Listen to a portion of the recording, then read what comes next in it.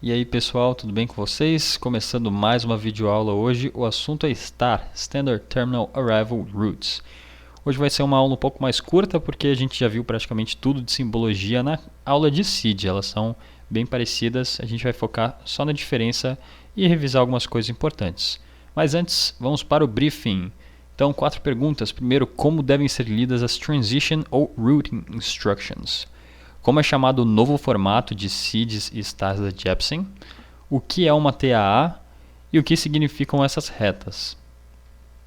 Bom, primeira coisa que eu quero revisar é a estrutura de uma STAR. A gente já viu na SID, mas vamos rever rapidinho. Primeira coisa que a gente tem é o heading, com as informações de localidade, airport index, por aí vai. Briefing information, que é a parte de comunicação, informações do aeroporto. MSA, graphic, que é a parte de desenho, com as restrições.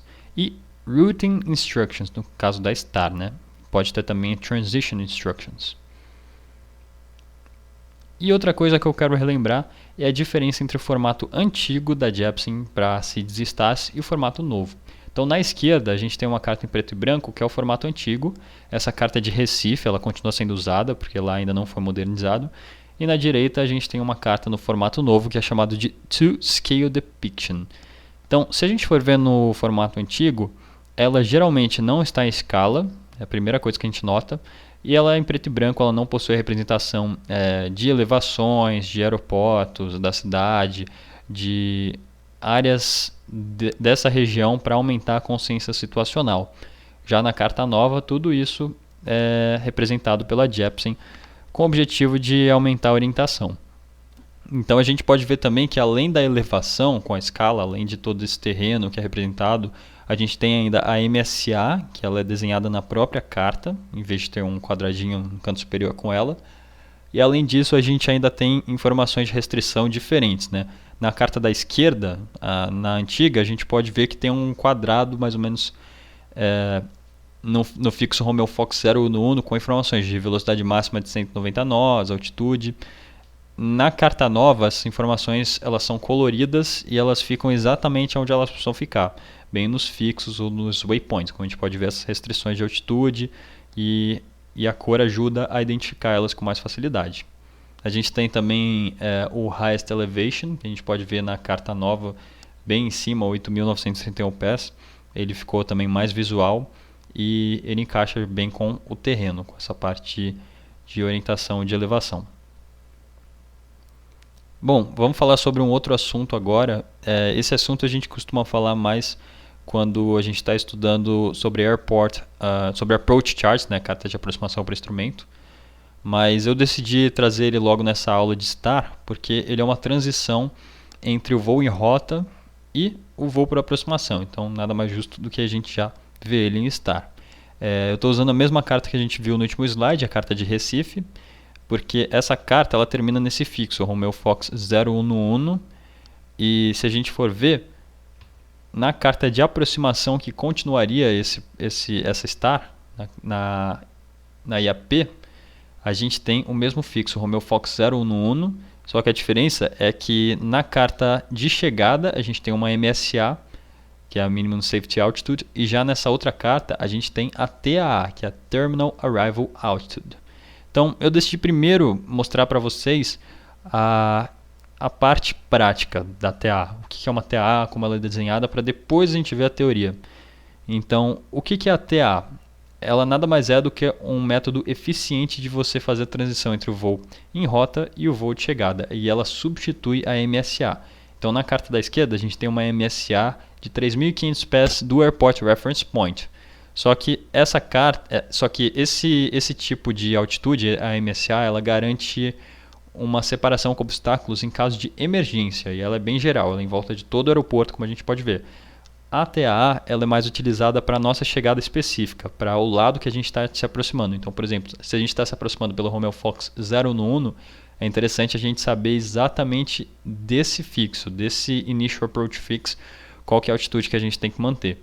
Nesse caso também é 3.500 pés, mas a gente sabe que do inbound 094 até o 004 do Romeo Fox 011, num raio de 25 milhas náuticas, como a gente pode ver no canto superior direito, a gente tem uma separação de 3, a gente tem uma altitude mínima de 3.500 pés que garante a separação.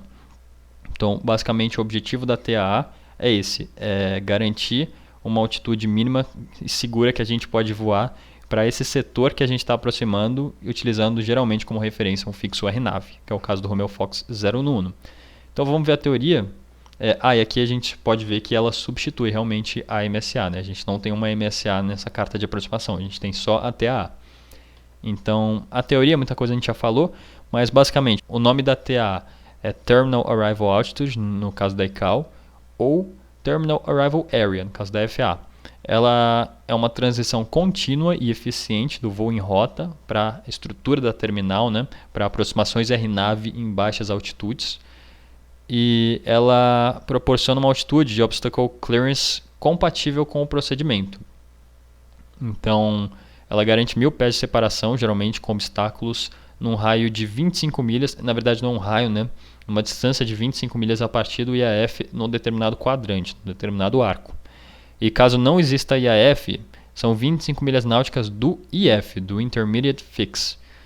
E a soma do ângulo de todas as TAAs, em todos os IAFs, ela sempre será de 360 graus ao redor do IF. Então ela sempre vai garantir que todos os setores estejam representados com uma TAA.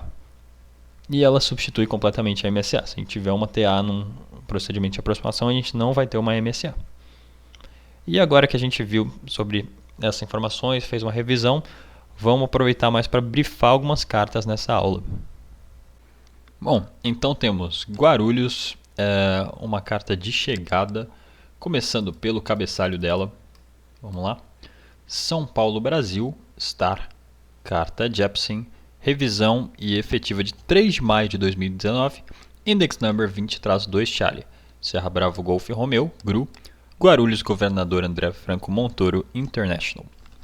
Então temos uma data link ATIS em 127.75, elevação do aeródromo é 2.461 pés, altitude setadas em HPA, transition level fornecida pelo controle de tráfego aéreo. Chegada Ilsor, Ono Bravo, Ilso Ono Bravo Database da pista 09 esquerda e direita. Procedimento de perda de comunicação publicado. Completar, chegada até Marpu, então executar o procedimento autorizado pelo controle de tráfego aéreo, ou, se sob veturação, proa 300, mantendo proa com altitude mínima de 7.000 pés, 28 milhas do VOR Bom Sucesso. Curva esquerda, proa no 40, intercepta final. Transições, então, Transition Instructing. Anise, mantém Santos 049, a marcação 049 do NDB Santos. Então, curva esquerda, 002 Santos até Ilsor. Por aí vai. Rota, em Ilsor, manter a marcação 002 do NDB Santos até Cóvula. Então, curva esquerda, Taubaté 273 e até Marpo. Completo procedimento autorizado pela TC. Pro 300 espera veturação para final. Bom, pessoal, eu li aqui a parte de transição e de rota, porque ela estava nessa coluna de informações, mas como a gente já viu na aula sobre SIDs, eles devem ser lidos junto com o graphic da carta. Então a gente vai reler quando a gente for brifar essa parte. Bom, informações gerais sobre essa carta, então. A gente tem as grid moras, setor de chegada 4.500, caso de emergência. Aqui já tem uma MSA de 6.000 pés no setor sul, setor norte 7.000 pés, que tem elevação, Catareira. 7.700, 2.400 no litoral. Aeródromos vizinhos aqui. A gente tem São José dos Campos, Congonhas, Guarujá, base aérea. Antes da gente entrar na rota, a gente tem a informação de norte e as elevações, highest elevation 4.666 e as elevações de terreno com a escala aqui. Vamos só ver se não faltou nenhuma informação. Acho que não. Então, indo agora para a rota. A gente começa pela transição Anise. Vamos supor que a gente está chegando aqui de Curitiba ou do Sul, por Anise. Tem uma espera prevista nessa transição. A gente pode ver que toda essa parte aqui está num inset que não está em escala, not to scale. Bem comum nesse tipo de carta, está no inset. Então, Anise com uma espera com inbound 049, uma espera não padrão prevista. A gente mantém então o rumo 049 por 21 milhas até o fixo Sipuk. Sipuk tem outra espera com o mesmo inbound. Sipuk é radial 184 do VOR Congonhas. é a marcação cruzada que a gente pode ter com o NDB Santos. Possipuk 16 milhas ainda na 049 até Tivna, tem que estar abaixo do 240. Tivna 5 milhas a gente vai dar no NDB Santos 375 com espera prevista inbound 002, espera padrão. Após a gente curva à esquerda 002, a gente abrifou essa parte aqui do textual e ele fala que turn left Santos 002. Então 002, 5 milhas até Dalvo. Dalvo no mínimo nível 200. Só para a gente ver o routing aqui, ele começa a falar a partir de Ilsor. Então quando a gente chegar no fixo Ilsor, a gente começa a brifar por aqui também. Que é o caso, a gente inicia então em Ilsor. É o fixo de início de chegada. Então, em Ilsor, mantém ainda 002 de Santos até Kovla. Até Kovla que está aqui. E sempre observando as restrições e as marcações cruzadas de cada fixo. Então, Kugla, no mínimo 170. Ednup, 150. Optuk, 120. Então, é uma escadinha aqui com níveis mínimos. E todos eles têm marcação cruzada com Congonhas e com NDB Santos. Então, após Optuk, no mínimo 120, a gente cruza o campo e intercepta Kovla. Kovla tem uma restrição no mínimo 100, no máximo 130, após então curva à esquerda na radial 273 de Taubaté até Marpú, conforme ele está falando aqui no textual. Então, completo o procedimento. Aqui em Marpú a gente pode ver que tem então a radial a proa de vetoração, início é 300, 114.30 Santana 14 milhas. O que ele está falando? Que Marpú então fica 14 milhas do VOR Santana, frequência 114.30. Então essa é a marcação que a gente tem que ter. 14 milhas Santana e radial 273 de Taubaté. Máximo 210 nós, no mínimo 7.000 pés. E a partir de Marpú a gente vai começar a brifar a próxima carta, que é a carta de aproximação por instrumento. Assim a gente termina essa parte de chegada. Só para concluir, mudanças, formato novo e procedimento de Lost Communications e carta de apps em direitos reservados. Aqui a gente tem uma outra carta, essa aqui é de Dubai. Eu trouxe ela como exemplo de um formato de star que pode ter também em alguns aeroportos. Costuma ter aeroportos que tem muito tráfego, que é esse formato de chegada em zigue-zague. Então a gente pode ver que essa star começa aqui no fixo Lorid, no waypoint Lorid, e ela vai aproximando do aeroporto. Quando chega aqui perto, ela tem vários fixos que definem um zigue-zague. Nesse formato, com algumas esperas previstas, ele funciona muito bem para o gerenciamento de grande quantidade de aeronaves na aproximação, que é o caso de Dubai, né? Um aeroporto que concentra praticamente toda a frota da Emirates. E não é só em Dubai não, a gente tem também aqui o caso de Frankfurt. O aeroporto de Frankfurt am Main, na Alemanha, ele tem o mesmo procedimento. Não sei qual dos dois veio primeiro, mas a gente observa o mesmo padrão de zigue-zague também para o gerenciamento quando tem uma grande quantidade de tráfego aéreo. Fora isso, o único caso diferente também que eu conheço é esse aeroporto, essa chegada aqui no aeroporto de Londres, no Heathrow.